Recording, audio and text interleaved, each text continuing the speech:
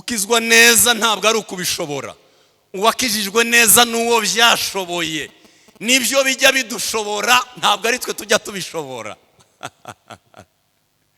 Iyo umuntu akijijwe ntabwo abatuka. Ubusobanuro bwa mbere bwo gukizwa ndabikunda cyane. Gukizwa, it's from slave to slave. Gukizwa nukuva mu bubata tukajya mu bubata. Ndabisobanura kandi ndabisobanura mu ijambo ry'Imana. Ntabwo gukizwa ari ukunesha. Gukizwa ni ugushora urugamba. Ntabwo ari ukunesha urugamba, ahubwo iyo umuntu akijijwe nibwo ubushoye urugamba. Ubwiye Satani ngo ngaho rero duhangane. Nakijijwe ngiye muri bene Mana, ndakijijwe kandi nawe uranshaka. Usenga Imana. Imana Data, Imana ishobora byose mugabo bugingo, Imana se umwami wacu Yesu Kristo, turi hano mu ngoro yawe, niwe washimye uko tuba turi hano muri mugoroba kugira ngo twumve icyo tubwira. Turagusaba kugira ngo ube hagati yacu, kandi turasabira umuvuga butumwa watumye kugira ngo atugezeho ubushake bwawe abari umukoresha, ye kuba ari we ahubwo ubushake bwawe ari byo bugaragara hano. Ijambo agiye kuvuga ribi riturutse kuri wowe, ubanze umweze umutunganye nk'uko wejeje umugaragu wawe Yesaya ugiye kumutuma, nawe umutume ubanje kumweza, kandi natwe twumva Data rero tweze kugira ngo ijambo ryawe giye kunyira inyuma ahubwo ryinjire mu mitima yacu. Mana igaragaze kandi ukomeze gukoresha benshi kugira ngo ubutumwa bwawe bukwire hose. Ibisarurwa ni byinshi, aba ari wowe uhamagara abasaruzi kugira ngo nabo babe benshi. Mana ngwino hagati yacu, ngwino tubwire, natwe duteze amatwi turumva. Mana igaragaze nk'Imana, koreshe umugaragu wawe ageze ku bwoko bwawe, ubushake bwawe tubwakire nk'uko ubishaka. Ni mu izina rya Yesu Kristo umukiza wacu misabye nizeye, amen.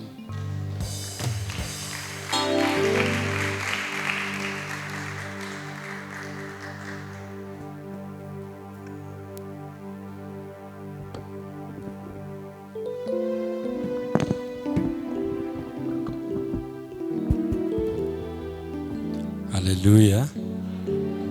Tuzamure ibiganza tuvuge haleluya. Ndabashuje mu izina rya Yesu.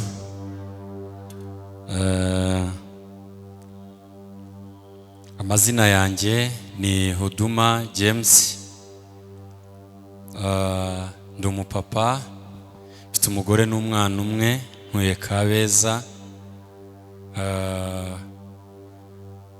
Nkora umurimo w'ivugabutumwa, nteranira mu rusengero rwitwa Foursquare ruri Kimironko. Munyemerere dusome ijambo ry'Imana, igitabo cy'ibyahishuwe ibice 3, umurongo wa 7 ndageza ku murongo wa 13. Ndasoma urwandiko Yohana yandikiye itorero ry'i Philadelphia, urwandiko rwa 6 mu nzandiko 7. Urwandiko rwa 6 Yohana yandikiye itorero rya Philadelphia, ni urwandiko rwa 6 mu nzandiko 7 Yohana yandikira amatorero yo muri Aziya. Urwandiko Yohana yandikiye itorero ry'i Philadelphia nirwo turi busome rwose. Urwo rwandiko rwandikiwe abi Philadelphia. Wandikire marayika w'itorero ry'i Philadelphia uti: uwera kandi ukuri, ufite urufunguzo rwa Dawidi. Ukingura ntiyagira ukinga, kandi ukinga ntiyagira ukingura. Aravuga aya magambo ati: nzi imirimo yawe, dore nshize imbere yawe urugi rukinguye, kandi ntawe ubasha kurukinga. Kuko ufite imbaraga nke, nyamara ukitondera ijambo ryanjye, ntiwihakane izina ryanjye, dore nguhaye bamwe mu bisinagogi ya Satani biyita abayuda nyamara atari bo, ahubwo ari abanyabinyoma. Dore nzabahata kuza kubikubita imbere y'ibirenge byawe, bamenye yuko nagukunze. Murongo wa 10, kuko witondeye ijambo ryanjye, ijambo ryo kwihangana kwanjye, nanjye nzakurinda igihe cyo kugerageza kigiye kuza mu bihe byose, kugerageza abari mu isi. Ndaza vuba, komeza ibyo ufite, hatagira ugutwara ikamba ryawe. Murongo wa 12, unesha nzamugira inkingi yo mu rusengero rw'Imana yanjye, kandi ntazasohoka ukundi. Nanjye nzamwandikaho izina ry'Imana yanjye n'iry'ururembo rw'Imana yanjye, ari rwo Yerusalemu nshya izamanuka iva mu ijuru iturutse ku Mana yanjye, kandi nzamwandikaho izina ryanjye rishya. Ufite ugutwi niyumve ibyo umwuka abwira amatorero. Amen. N'aya magambo tugiye kuganira nayahaye umutwe w'amagambo nahaye iyi nyigisho: isezerano rihabwa abubaha Imana. Ni irihe sezerano rijya rihabwa abantu bubaha Imana? Isezerano rihabwa abubaha Imana. Muri izi nzandiko ko ari 7 harimo amatorero Yohana yandika akabandikira arimo arabashimira, hakaba abandi yarimo aragaya. Bamwe akabandikira babwira ngo ndabagaya, dore ntimukonje kandi ntimushushe, dore mwaretse urukundo rwanyu rwa mbere, dore ndabagaya. Akagira agaya. Hariho n'abandi muri aya matorero abo yashimiraga akababwira ngo ariko mwebweho ndabashimira ko mwanze inyigisho za Nikolayi, ndabashimira ko mutigeze, ndabashimira ko nubwo hari abo yashimiraga hakaba n'abandi yagayaga akababwira ngo ibyo si byo, ndabagaya, hari ibyo mbagaya. Ariko iri torero, nimvuga itorero ndavuga wowe. Hari igihe tujya dutekereza ngo none itorero ni inyubako, ariko itorero ni umuntu wabwirwaga. Ni wowe uza kubwirwa, ni wowe uza kubwirwa. Isezerano rijya rihabwa abubaha Imana. Imana igitanga isezerano ryayo ryari abubaha Imana. Imana ibaha yahe masezerano? Inyungu zo kuba inshuti n'Imana, inyungu zo kubaha Imana. Ibyo nibyo tuza kureba mu mwanya mutoya, kuko hari igihe twese dushaka kuba inshuti n'Imana, tugashaka amasezerano n'Imana, ariko ntitwubahirize amahame agenga, ntitwubahirize amahame. Iby'Imana ni amahame. Iyo wagiye hanze y'amahame, reka mpere kuri ibi bintu. Iyo umuntu ashaka kugirana isezerano n'Imana, ahera ku cyambere cyitwa gukizwa. Gukizwa ndabisobanura mu busobanuro bugera muri 4 cyangwa 5, kugira ngo umuntu akunde abe inshuti n'Imana. Namara kuba inshuti n'Imana, agirana isezerano n'Imana, agirane isezerano n'Imana. Abubaha Imana utangire urugendo rwo kubaha Imana, hanyuma muruko kubaha Imana ugirane isezerano nayo. Natangajwe n'aya magambo, turaza kuyagarukaho, ariko mpere ku cyambere kiri fondation, urufatiro, kugira ngo umuntu abashe kugirana isezerano n'Imana, ubashe kubaho ubuzima bwubaha Imana. Bibanzirizwa n'intambwe ya mbere yitwa gukizwa. Hello. Haleluya. Tuzamura ibiganza tuvuge haleluya. Gukizwa niyo ntambwe ya mbere ibanziriza kugira ngo ngende mu rugendo nzaba inshuti n'Imana tukagirana isezerano, hanyuma nkaba mu buzima bwubaha Imana kugera aho Imana imbwiye ngo ariko woweho. Urwo rugendo rw'aho Imana ivuga ngo nkinguye umuryango, kandi umuryango ngo ukinguri ntawe ubasha kuwukinga. Urwo rugendo rw'aho Imana yonyine ivuga ngo imbere yawe hari umuryango ukinguye, uwo muryango nubwo haza abandi ntawawukinga. Kugira ngo ugere kuri urwo rwego, kugira ngo ugeraho hari icyo bigusaba. Ntabwo ari ibintu buca mu gitondo ngo buce Imana ikubwira ngo nshize imbere yawe urugi ntawe ubasha kurukingura. Hari icyo bibanza gusaba. Nyakunda kuvugira ihame. Ese turi kumwe? Imana ishimwe ko abasore aribo benshi bari aha ngaha. Ninza kuvuga ibintu muze kunyumva urubyiruko. Abasore tuvuge cyane haleluya. Tuzamura ibiganza abasore. Hari abasore. Abasore tuzamura ibiganza tuvuge haleluya. Ubuzima bwose bw'ubutsinzi bubanzirizwa n'ubuzima bw'igitambo. Every success life, if you want a success, you have to give a sacrifice. No success without sacrifice.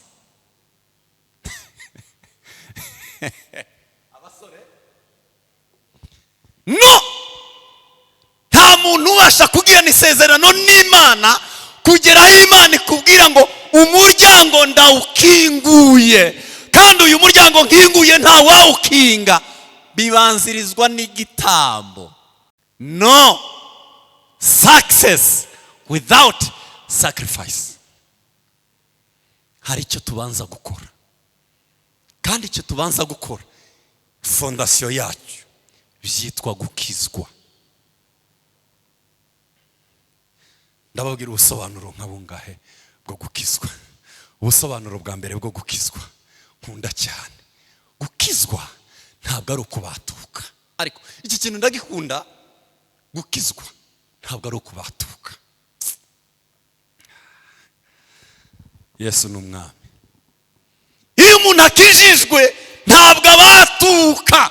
Ubusobanuro bwa mbere bwo gukizwa ndabikunda cyane. Gukizwa, it's from slave to slave. Gukizwa ni ukuva mu bubata tukajya mu bubata. Ndabisobanura, kandi ndabisobanura mu ijambo ry'Imana. Paulo yandikiye Abaroma ibice 6 ku murongo wa 17, arababwira ngo uko mwahaga imibiri yanyu ibiteye isoni kuba imbata zabyo, mwari mwarahaye imibiri yanyu imbata, mu imbata zo gukiranirwa. Imibiri yanyu yari imbata zo gukiranirwa. Arababwira ngo muhindukize iyo mibiri ihinduke kuba imbata za Yesu Kristo. Voilà. Meaning, ubusobanuro nyabwo bwo gukizwa. Ntabwo dukizwa ngo tuba umudendezo. Ntabwo gukizwa ari ukuba umudendezo. Ntabwo gukizwa is not to be free. No. From slave to slave. Ni umuntu wavuye mu bubata akajya mu bundi bubata. Ni umuntu wabaga mu bubata wari warahaye umubiri we kuba imbata, akava muri bwa bubata akongera guha umubiri we kuba imbata yo gukiranuka. Gukizwa kuba imbata yo gukiranuka. Uko mwahaga imibiri yanyu kuba imbata z'ibyaha, muhindukize iyo mibiri ihinduke kuba imbata zo gukiranuka. Gukizwa ntabwo dukizwa free. Gukizwa ntabwo ari freedom. No. Gukizwa ntabwo ari freedom. No guhindura master, no guhindura umukoresha, ariko tugakomeza turi imbata. Umuntu ugasanga aritwa imbata yo gukiranuka.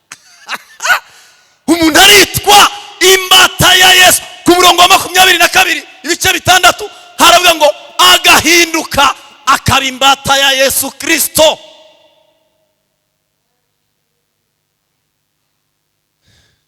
Nukuva kukuba imbata ya Satani ugahindukira ukaba imbata ya Yesu Kristo.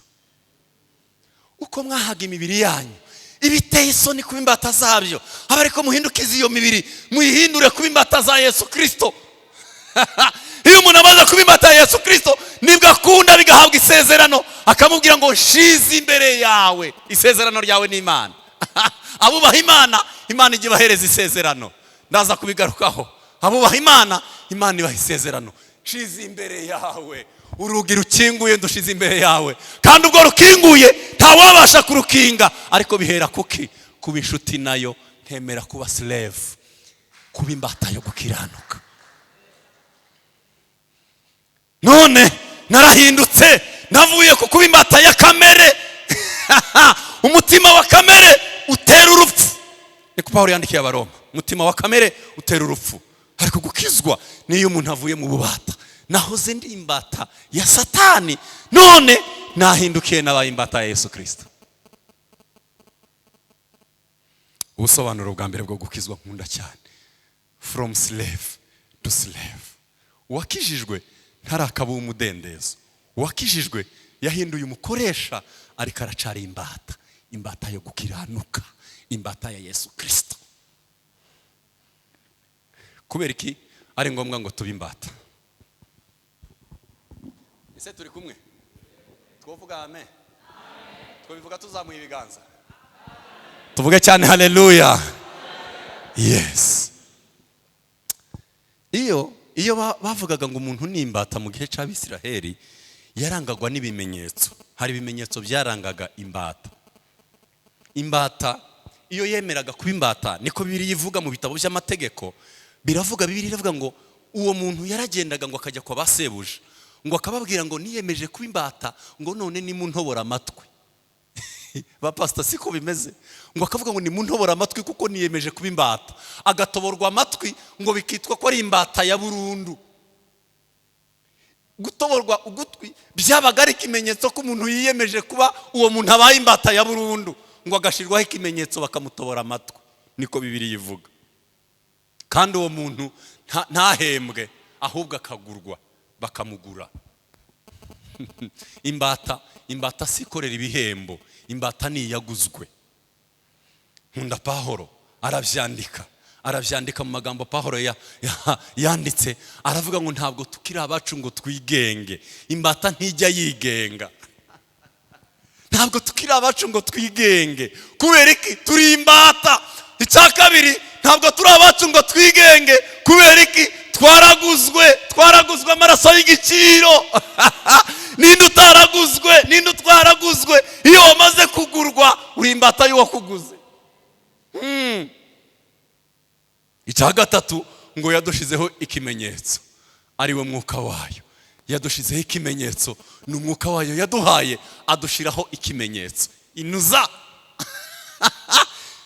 Abo ngabo bashizweho ikimenyetso pa, iyo agenda abaho ikimenyetso. Ntibijya bisaba ngo asobanure ko ari umurokore.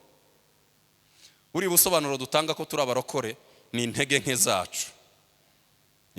Kuba intege nke zanjye biransaba ubusobanuro bwinshi. Urabona ndimo nditwaza Bibiliya, urabona na by'indirimbo, urabona ibi nibyo bibanza gusobanura ko bibwira abantu ko ndi umurokore. Ubundi ko umurokore si ibyo umuntu asobanura, ubugenda ni ikimenyetso. Iyo bakureba barabarebye bari muri Antiokia, ba Pawulo barimo baragenda mu mudugudu, ngo abantu barababwira ngo nukuri barimo baragenda nkawe, ngo nukuri barimo baravuga nkawe, ngo naba Kristo, n'izina ba Kristo ryahereye no bakumva uvuga ku kazi bakakureba ukugenda, ari ikimenyetso. Abaho ikimenyetso. Kubera iki? Ni imbata ya Kristo. Ikimenyetso ca mwuka wera kimubaho. Niyo atavuze agenda nk'umunyamwuka, akagenda nk'uwaguzwe. Ntabwo ajya yigenga, agengwa n'uwamuguze. Uwo nguwo watanze ikiguzi cy'amaraso ye ni ujya umugenga. Ntabwo tukiri abacu ngo twigenge. Gukizwa niyo step ya mbere, niyo ntambwe ya mbere ibanziriza umuntu kugira ngo agirane isezerano. Agirane isezerano n'Imana. Abafitanye isezerano n'Imana. Ubusobanuro bwa kabiri bwo gukizwa nkunda. Ndagira ngo tuze kwinjira neza, umwanya nudukundira tuze kwinjira neza. Nze kubabwira isezerano ry'abubaha Imana, Imana igibahereza amasezerano. gukizwa niyo fondation. Iyo wakijijwe neza, ntukizwe gusa ngo wavuye mu bubata fini ngo twarabatuwe rwose, yego nibyo, ariko aho mariye kubaturwa wakoze iki? Ugomba kwinjira mu kwimbata y'uwakuguze, tukabimbata zo gukiranuka. Iyo ndimo ndabitekereza, hari ukuntu bijya biryohera mu mutima, nkumva tekereza umuntu barimo baramwita ngo uriya we yabaswe no gukiranuka, uriya we nimbata yo gukiranuka. Mu baririmbyi bakajya bavuga ngo uriya we nimbata yo gukiranuka, ntimukamukoraho we yarabaswe no gukiranuka. Gukiranuka nibyo byamubase. Muriyo murumva uburyo kibiryoshye.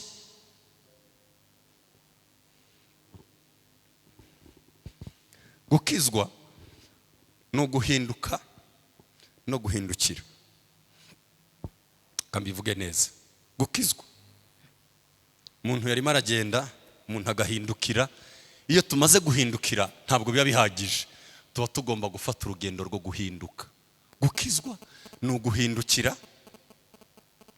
ariko iyo maze guhindukira biransaba guhinduka. Gukizwa ntabwo ari uguhindukira gusa. Abaroma 12 umurongo wa mbere n'uwa kabiri, Bibiliya iravuga ngo nuko bene data ndabinginga kubw'imbabazi z'Imana mutange imibiri yanyu ibitambo bizima byera bishimwa n'Imana, ariko kwikorera kwanyu gukwiriye. Ne se conforme pas au siècle présent, kandi ntimwishushanye nabiki gihe, ahubwo muhinduke. Ahubwo muhinduke mugize gutekereza gusha, ahubwo muhinduke mugize imitima misha, ahubwo muhinduke. Gukizwa ntabwo ari uguhindukira. Umuntu warogiye agiye kurimbuka yahura na Kristo agahindukira. Guhindukira ntabwo bihagije, biba bigusaba urugendo rwo guhinduka. Guhinduka kugira amahame 3.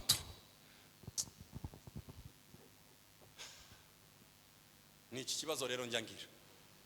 Ninkomeza kuvuga 3 nkakomeza nkavuga ibindi 2, ntabwo muza kubifata kuko nanjye biranditse, ndategura nkandika. Abakristo rero bo muri iki kinyejana baba bagomba kugira ahantu bandika. Se sivyo? Yes. Guhinduka kugira amahame 3. Ihame rya mbere, guhinduka n'ibyo umuntu ku giti cye, ntabwo ari ibya korari. Guhinduka n'ibyo umuntu ku giti cye, biri person. Guhinduka n'ibyo umuntu umwe, nta muntu, nta korari ijya inama ngo duhinduke, nta n'abamama bajya bajya inama ngo duhinduke. Guhinduka n'ibya biri personnel. Urugendo rwo guhinduka ni urwanjye ngenyine nge. Ntawe tujya inama ngo mbwira abantu oya. Guhinduka madamu ntajya ageraho umuntu ahindukira, na bwana ntajya ageraho umuntu ahindukira. Guhinduka n'ibyo umuntu. Se murimo muranyumva? Guhinduka n'ibyawe.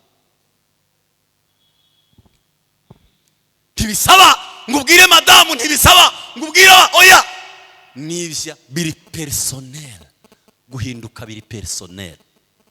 Guhinduka n'ibyawe kugira ngo umuntu akizwe n'urugendo rwanjye. Nkunda kubyita n'urugendo rwo kwica nge, urugendo rwo kwica wowe. Guhinduka biri personnel. Ihame rya kabiri, guhinduka birashoboka, kandi impamvu bishoboka nizi impamvu. Guhinduka birashoboka. Mumfashe tuzamura amaboko rimwe tuvuge haleluya. Guhinduka nta kindi kintu mu buzima umuntu ajya yihemukira udahemukiwe n'abandi. Guhinduka ni umurimo umuntu ajya yikorera, udashobora kublaminga undi muntu ngo nta hari icyo utakoze. Nuhemukira ubuzima bwawe uzabwima guhinduka. Guhemuka wahemukira wowe. Guhinduka ni impano umuntu atajya ahabwa n'undi muntu. Guhinduka ni impano iba personnel manjewe ngahinduka, kandi birashoboka. Niryo hame rya kabiri. Impamvu bishoboka nuko tujya tubishobozwa n'ubidusaba. Mana ya Israeli. Impamvu guhinduka bishoboka nuko udusaba guhinduka ni nawe udushoboza guhinduka. Twari gukomera Imana amashi. Reka mbisubiremo rimwe. Guhinduka birashoboka, kandi impamvu bishoboka nuko udusaba guhinduka ni nawe udushoboza guhinduka. Birashoboka. impamvu bishoboka, ubidusaba ni nawe ubidushoboza. Udusaba guhinduka aranabidushoboza. Guhinduka birashoboka. Icya kabiri, guhinduka birashoboka kuko byashobotse ko Imana yambara ubumuntu. Birakunda ko umuntu yambara ubumana. Byarashobotse ko Imana yambara ikoti ryitwa muntu, kwari kugira ngo ishoboze abantu nabo kongera kwambara ubumana. Ubwo byakunze ko Imana yambara ubumuntu bigakunda, uyu munsi birashoboka ngo natwe tuve mu kuba abadamu wa kera twongere kuvuka mu maryango wa bene Imana. Birashoboka. Mwene Mana yavutse mu muryango wa bene muntu kugira ngo ashoboze bene muntu kuvuka mu muryango wa bene Mana. Byarakunze ko mwene Mana avuka muri bene muntu kugira ngo bene muntu nabo, niyo mpamvu Bibiliya ivuga gute, abamwemeye bose bakizera izina rye isodeveni babaye abana b'Imana bavutse mu muryango wa bene Mana. Abamwemeye, abemeye uwo nguwo wavutse muri bene muntu ari Imana, yari Imana yemeye kuvuka muri bene muntu, abemeye uwo nabo yabahaye kuvuka muri bene Mana. Ijya biryohera Mana yanjye, birandyohera. Byarakunze ko mwene Mana avuka muri bene muntu kugira ngo ashoboze bene muntu kuvuka mu muryango wa bene Mana. Ndabikunda. Guhinduka birashoboka. Impamvu bishoboka nuko byashobotse ko mwene Mana avuka muri bene muntu, kwari kugira ngo twebwe bene muntu natwe bidukundire kuvuka muri bene Mana. None abamwemeye bakizera izina rye yabahaye kuba abana b'Imana. Yes. Abamwemeye bakizera izina rye yabahaye kuba abana b'Imana. Ihame rya gatatu ryo guhinduka nuko bigira inyungu. Icambere nababwiye ngo biri personnel, icya kabiri biri possible, icya gatatu biri profitable. Bigira inyungu. Guhinduka ni inyungu yawe. Iyo duhindutse ni inyungu zacu. Kwihemukira gukomeye no kudahinduka. Iyo twashatse guha ubuzima bwacu impano tutahabwa n'abandi, tuhereza ubuzima bwawe guhinduka, kuko ni impano undi wese atazaguha.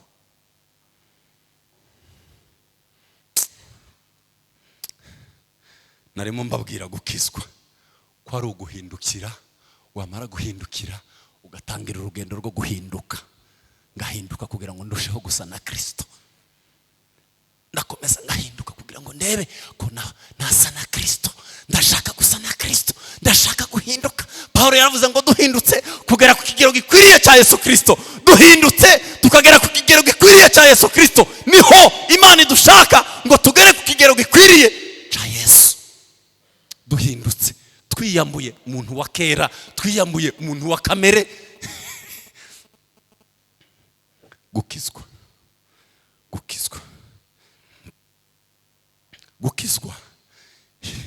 Icya gatatu, ntabwo gukizwa ari ukunesha urugamba. Oya, gukizwa ni ugushora urugamba. Iyo umuntu akijijwe ntabwo aba anesheje urugamba. Iyo umuntu akijijwe ni uguproklama urugamba ku mugaragaro. Iyo dukijijwe tuba tuvuze ngo from now, kuva uyu munsi dutangiye urugamba. Hari igihe tugira ngo none gukizwa, iyo umuntu akijijwe ukagira ngo none nibwo unesheje. Oya, ntabwo ari kugenda ngo nakijijwe uvuge ngo ndatsinze. Iyo ukijijwe uvuze ngo kuva uyu munsi je déclare la guerre. Tangaje urugamba ku mugaragaro. Iyo dukijijwe nibwo tuba dutangaje urugamba ku mugaragaro, kuko tuba tubonye mu adversaire, tuba tubonye umwanzi tugiye guhangana nawe.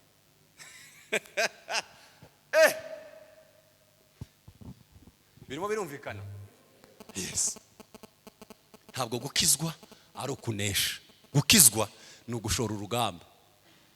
Ntabwo ari ukunesha urugamba, ahubwo iyo umuntu akijijwe nibwo ubushoye urugamba. Ubwiye Satani ngo ngaho rero duhangane. Nakijijwe ngiye muri bene Mana, ndakijijwe kandi nawe uranshaka, ukabwira umubiri wawe ukawubwira ngo mubiri we kuva uyu munsi ntangiye urugamba nawe kuko mubajya baturwanya ngo dukizwe do. Iyi niyo ntambara ikomeye.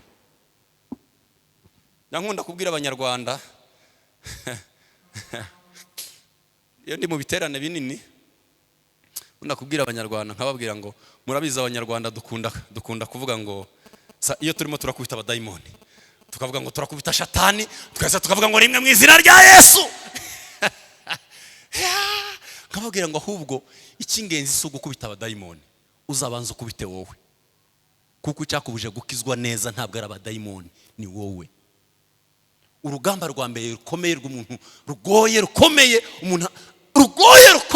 ni urugamba rwo kunesha wowe,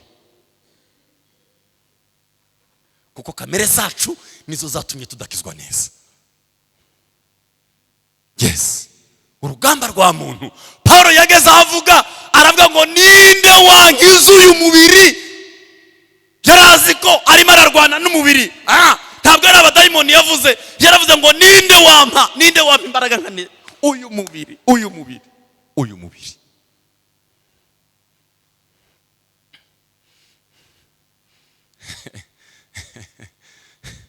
Kenda kwa Watanzania wanasema huwezi ukashinde kama hujajishinda. Niko Watanzania waje bavuga. Hiyo ndi wabo. Baravuga ngo huwezi ukashinde kama hujajishinda. Ntabwo ushobora kunesha iyo utarinesha. Urugamba rwa mbere biragusaba kubanza kunesha wowe kugira ngo unesha abadayimoni. Mbele kwanza ujishinde ndiyo ushinde. Ubanza utsinde wowe, ubanza uneshe wowe. Numara kunesha wowe bikunde noneho ko umuntu abasha kunesha Satani. Ariko urugamba rukomeye rwo kunesha n'urwo kunesha wowe.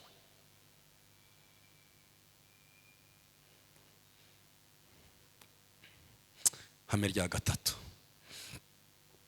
gukizwa sinzi niba ari rya kanga. Niho ndasobanura gukizwa ntabwo ari ukubishobora. Nta wakijijwe wabishoboye.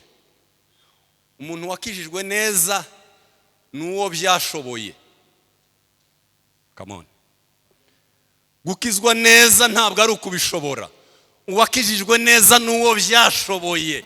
Nibyo bijya bidushobora, ntabwo ari twe tujya tubishobora. Iyo twakijijwe bya nyabyo biradushobora. Ugasanga umusore yari afite ibigango ariko amaze gukizwa yacitse amaboko. Byaragushoboye papa, ntabwo ari wowe wabishoboye. Abandi bavugaga ngo iwacu uratuzi, iwacu yamara gukizwa bigashira. Byaragushoboye. Nibyo bijya bidushobora. Iyo twakijijwe ntabwo tubishobora, biradushobora bikaduhindura. Apana basa nabo dushaka, bikaduhindura bisa nuko byo bishaka.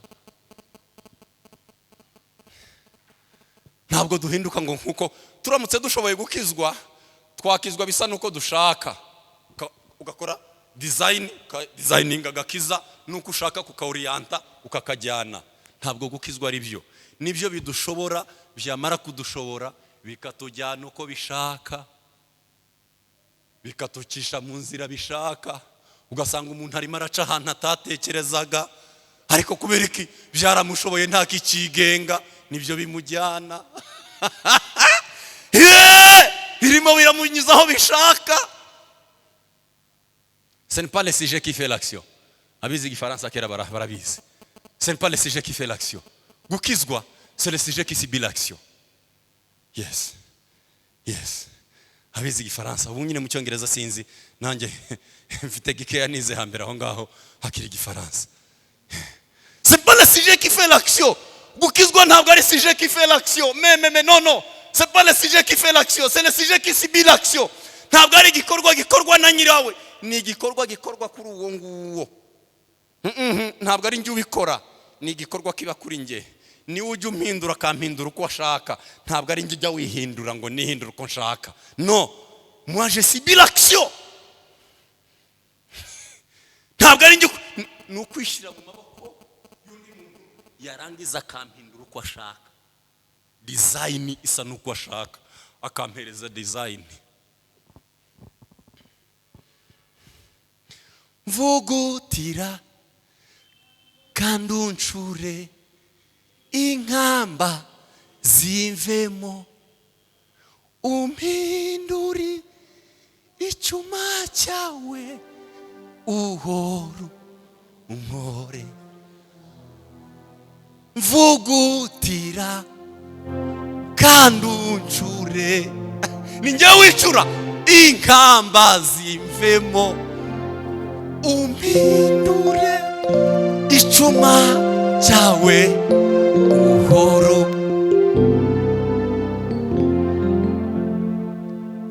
Umuntu ajya mu ruganda ukajya ku mucuzi ukagenda umeze uko nguko umeze ukajya ku mucuzi ukamubwira ngo mvugutira shira mu muriro nuko gushira mu muriro kuvuga mvugutira mazunjure. Twazamura amaboko tuvuge cyane haleluya haleluya haleluya. Ya mvugutira umvugutire ushire mu muriro kagwa kundi kw'icyuma. Icyuma bajya kukigorora gutya bagishize mu muriro bagashira mu muriro barangiza gushira mu muriro cyamara gushyuha cyane bagahonda bakakigira uko bashaka. Mvugutira mazuncure inkamba zivemo umpindure icyuma cyawe uhora unkoresha.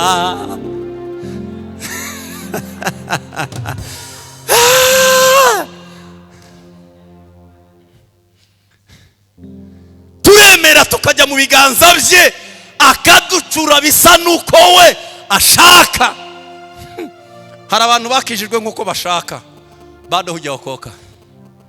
Niba warakijijwe nkuko ubishaka ukaba agakiza kawe ujye ukagenga nturagakizwa, kuko gukizwa ni ukujya mu biganza bye akakuvugutira akagucura akakubwira uko ashaka.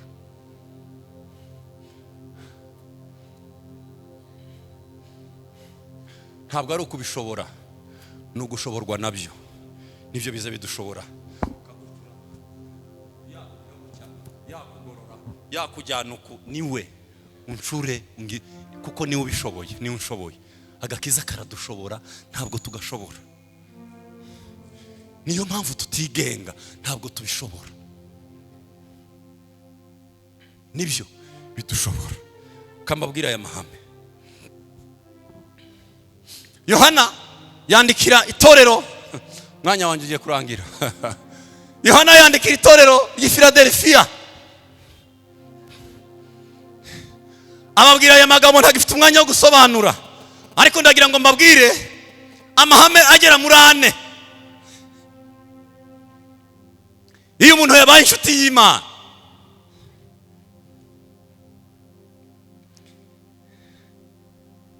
inshuti y'Imana icyambere niyo a secret keeper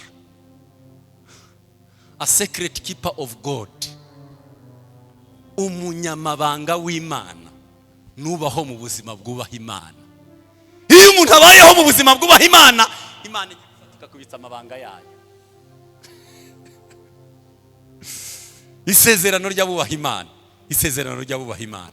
Ao Mungu anawakabizi, Imana igibahereza amabanga yayo.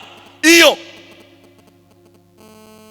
Imana iragufata kugira ngo ni wewe nzajya mbwira ibya amabanga abandi batamenya yose, Imana igiye ahishurira abemeye kuba ubuzima bwubaha Imana. Isezerano bagirana n'Imana nuko Imana igiye babitsa,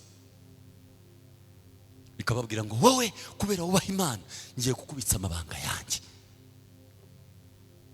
Abubaha Imana, nushaka kuba uw'Imana izajya ibwira amabanga yayo. Icyakabiri, abubaha Imana nizo mfura Imana yishimira. Niko birivuga, abubaha Imana, abo mu isi bubaha Imana nizo mfura yishimira. Cya gatatu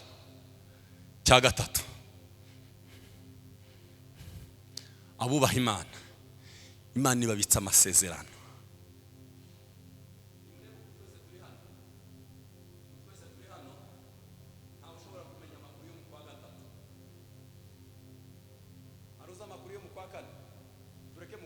cyumweru gitaha ruza makuru mu cyumweru gitaha ntawe ariko abubaha Imana izabasezerana bakageraho se turi kumwe. Iyo umuntu yubaha Imana ubasha kubaho ubuzima bwo mu kwezi kwa kane utaragerayo, kubera kubaha Imana, Imana ikakubwira ubuzima bwo mu kwezi kwa kane. Kandi tukiri hano mu kwezi kwa kabiri, Imana ikakubwira ngo mu kwezi kwa kane, mu kwezi kwa kane Imana igibitsa amasezerano ababaho ubuzima buyubaha. Imana igibabitsa amasezerano. Ejo bundi hano twari turi na batantine, naho se mbabwira ngo abantu ntibajya biyahura kubera kubura icyo barya none. Oya, umuntu ararya none yabura ibyiringiro by'ejo hazaza akiyahura kubera inzara y'ejo hazaza. Burya ntawe ujya wiyahura kubera yaburaye none. Atekereza ko ejo atazarya, yatekereza ko umwaka utaha nta kuntu ameze, yatekereza ko kwezi gutaha nta kuntu ameze, yabishira mu bwonko akabishira mu bwonko kubura ibyiringiro by'ejo. Yamara kubishira mu bwonko neza akumva ko bidakunze akiyahura. Abajya biyahura kubera inzara y'ejo. Kubera yabuze ibyiringiro by'ejo hazaza, ariko ababayeho mu buzima bwubaha Imana, Imana ijya ibahishurira ejo hazaza. Mana ya Israheli. Uzi kubyibushwa n'isezerano, watekereza ko ejo icyo Imana yavuze ejo ukabyibuha ukabyimba. Mana yaravuze, Mana yavuganye nanjye, ndabibitse byibushe kubera icyo Imana yavuganye nanjye ejo hazaza. Abo bubaha Imana niba Imana igibitse amasezerano yayo ikabereka ejo hazaza batarahagera, abo bubaha Imana, abo niba Imana igibwira ngo tomorrow. Umugabo witwa John Maxwell n'umwanditsi ukomeye, yandika ibintu bikomeye. John Maxwell yaravuze ngo I don't fear what the future hold. Ntabwo ntinye icyejo hazaza habitse. Aravuga ngo impamvu ntahatinya ngo suko mpareba. Aravuga ngo impamvu ngo nuko ngewe mfite ufite ejo hazaza. Kuba ngewe mfite ufite ejo nashize ubwoba bw'ejo.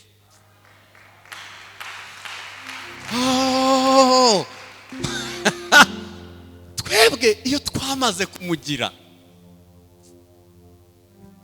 we don't fear the future. You know why? Muzi impamvu we hold dufite ufite ejo. Kuba dufite ufite ejo,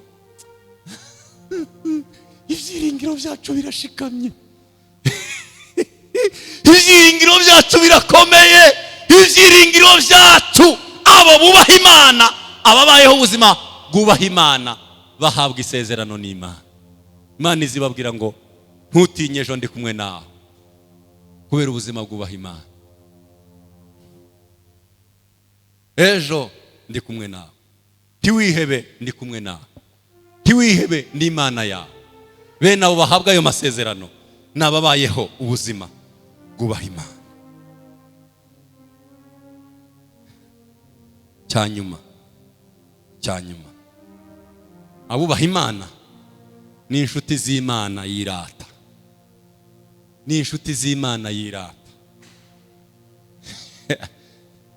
Satani we, wabonye umukiranutsi wanjye Yobu, wamubonye? Nkunda Imana. Tuvuge cyane haleluya. Bene abo ngabo Imana igibirata. Imana irabirata.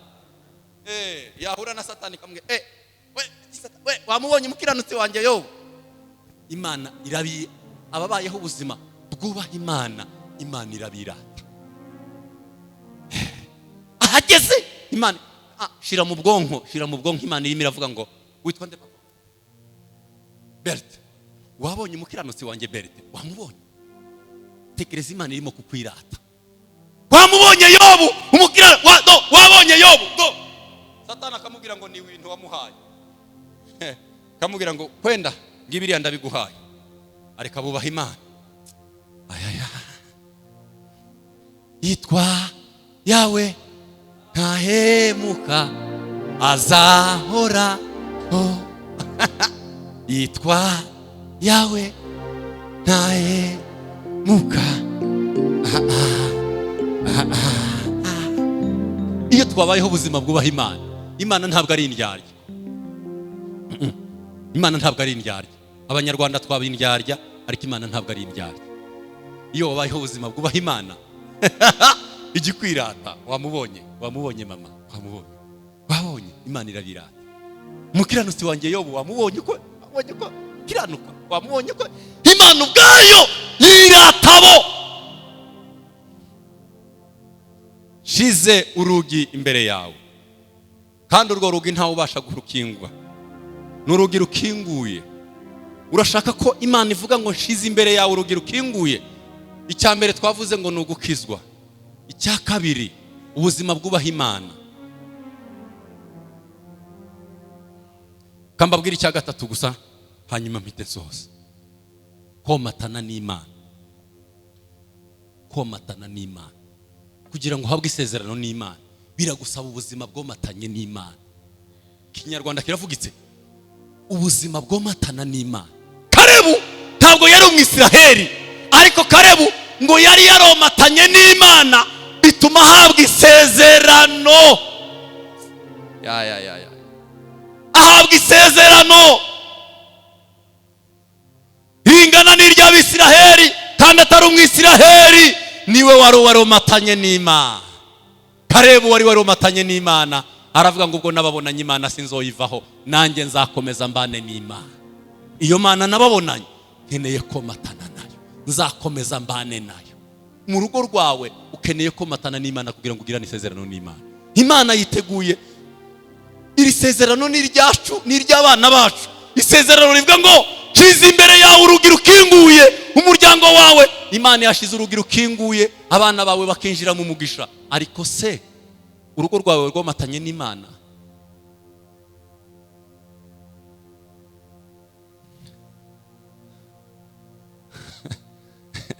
Kalebu niwe wajyanye n'abandi batasi, ntabwo ajya yita kuri majorite. Kalebu, abafite umutima wa Kalebu ntibajya bita kuri majorite ngo 10 bavuze. Oya, wowe yomatanye n'Imana ajya avuga ngo niba Imana ikiri kumwe natwe.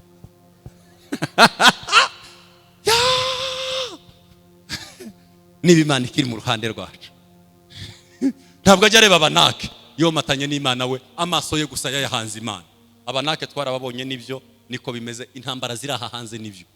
Nari kubabwira byinshi, kababwira ko abo ngabo yabwiye itorero rya Philadelphia, irababwira ngo kubera iyo mpamvu, kubera witondeye ijambo ryanjye, nanjye nzakurinda ibyago bigiye gutera isi.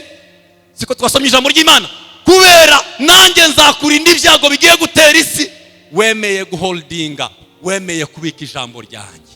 Nubwo uri umunyantege nke, ariko ntiwegeze wemera ku izina ryanjye ritukwa. Ubwo wemeye kumana izina ryanjye, ubwo wakomeje kwemera kumpamya, ubwo bazagupfukamira. Babandi bo mu isinagogi rya Satani ngo bazaza ngo bagupfukamire. Ayo ni amasezerano Imana igihereza abayubaha. Imana ibaha umugisha. Amen.